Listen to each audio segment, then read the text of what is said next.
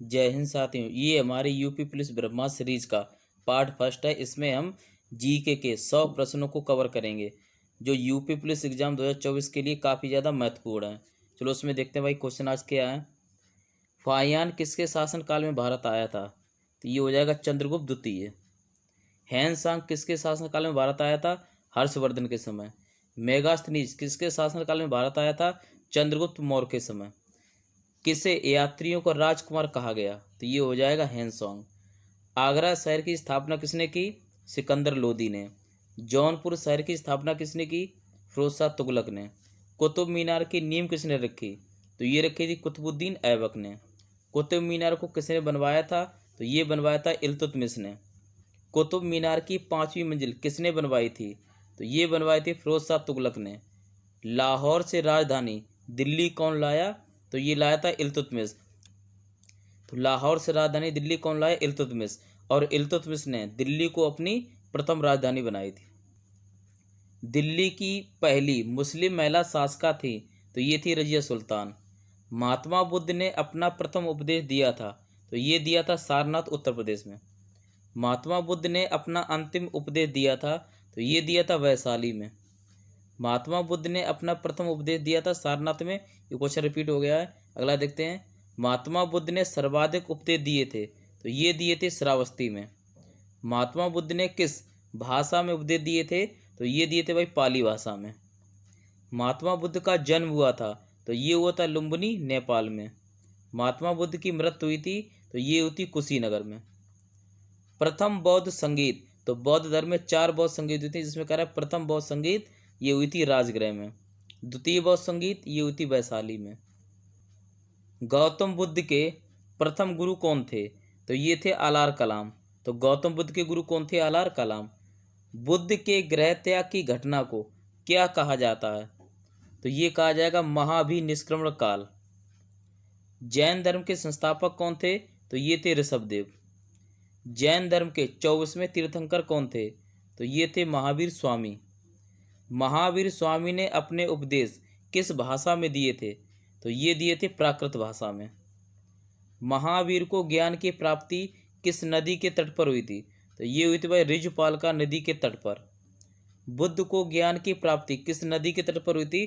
जो ये महात्मा बुद्ध थे, तो उन्हें ज्ञान की प्राप्ति कहाँ हुई थी? ये हुई थी निरंजना नदी के तट पर। महावीर स्वामी की मृत्यु हुई थी, तो ये हुई थी पावापुरी में। जैन धर्म के 23वें तीर्थंकर कौन थे? तो ये थे पार्श्वनाथ। जैन धर्म की एकमात्र महिला तीर्थंकर कौन थी? तो ये थी मल्लीनाथ।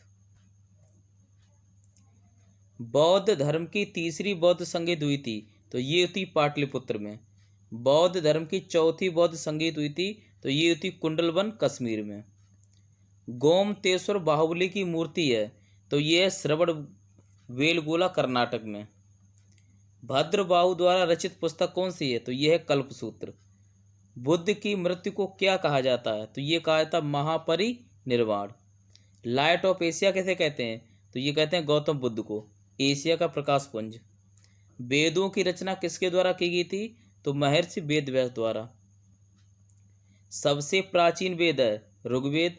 ऋग्वेद की रचना किसने की थी? विश्वामित्र ने। गायत्री मंत्र संबंधित है ऋग्वेद से।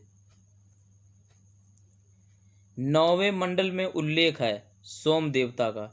10वें मंडल में उल्लेख है पुरुष सूक्त का। सबसे नया वेद या बाद का वेद है अथर्ववेद। यज्ञ संबंधी विधियों का उल्लेख है यजुर्वेद में। गद्य एवं पद्य दोनों का वेद है यजुर्वेद। त्रिवेद में शामिल नहीं है अथर्ववेद। संगीत का वेद है सामवेद। ऋग्वेद में कुल कितने मंडल हैं? तो ऋग्वेद में कुल 10 मंडल हैं, 1028 सूक्त हैं। अंधविश्वास एवं जादू टोना का वेद है अथर्ववेद। चारों वेदों को कहा जाता है संहिता। इब्न बतूता किसके शासनकाल में भारत आया था? तो मोहम्मद बिन तुगलक के। तो इब्न बतूता किसके शासनकाल में आया था? मोहम्मद बिन तुगलक के। अल बरूनी किसके साथ भारत आया था? तो महमूद गजनबी। इब्न बतूता द्वारा लिखित पुस्तक है रहला। मेगास्थनी द्वारा लिखित पुस्तक है इंडिका। हाथी गुम्फा अभिलेख संबंधित है तो कलिंग राजा खारविल से। जूनागढ़ अभिलेख संबंधित है रुद्रदामन से। प्रयाग स्तंभ लेख संबंधित है समुद्रगुप्त से।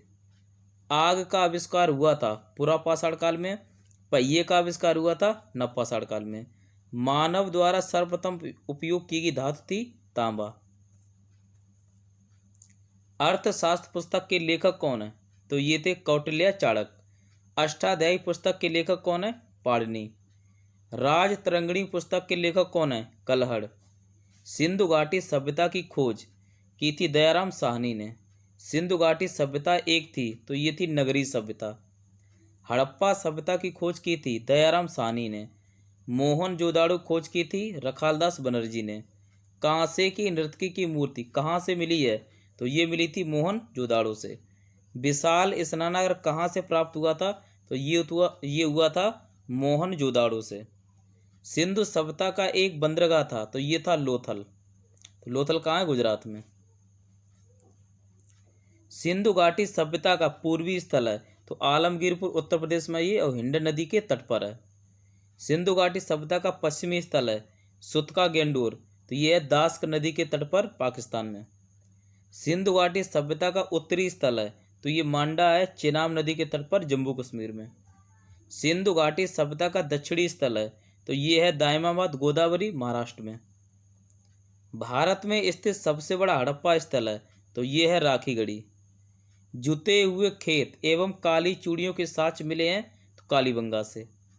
मोहनजोदाड़ो की खुदाई किसके नेतृत्व में हुई थी? तो ये हुई थी सर जॉन मार्शल के नेतृत्व में। हड़प्पा की खुदाई किसके नेतृत्व में हुई? तो ये भी हुई थी सर जॉन मार्शल के नेतृत्व में। मिस्र की सभ्यता किस नदी के किनारे थी? तो ये थी नील नदी के किनारे। और सिंधु सभ्यता ये थी सिंधु नदी के तट पर। मेसोपोटामिया की सभ्यता थी तो ये थी वही दजला फरात नदी के तट पर। इस्लाम धर्म के संस्थापक थे तो हजरत मोहम्मद साहब। इस्लाम धर्म का पवित्र ग्रंथ है तो यह है कुरान। ईसाई धर्म के संस्थापक थे ईसा मसीह। ईसाई धर्म का पवित्र ग्रंथ है तो यह है बाइबल। ईसा मसीह का जन्म हुआ था बैतलहम में। अग्नि पूजा संबंधित है पारसी धर्म से। मौर्य वंश का संस्थापक था तो ये था चंद्रगुप्त मौर्य।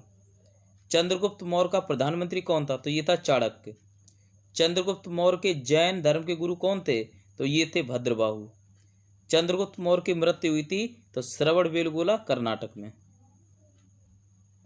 अशोक ने किस धर्म को अपनाया था? तो इसने अपनाया था बौद्ध धर्म को। अशोक के गुरु कौन थे? उपगुप्त। भारत में शिलालेखों का निर्माण किया था तो ये किया था अशोक ने। कलिंग की राजधानी तोसाली पर आक्रमण किया था तो ये किया था अशोक ने। और कब किया था? 261 ईसा पूर्व में। तो अशोक ने तोसाली पर आक्रमण किया था 261 ईसा पूर्व में।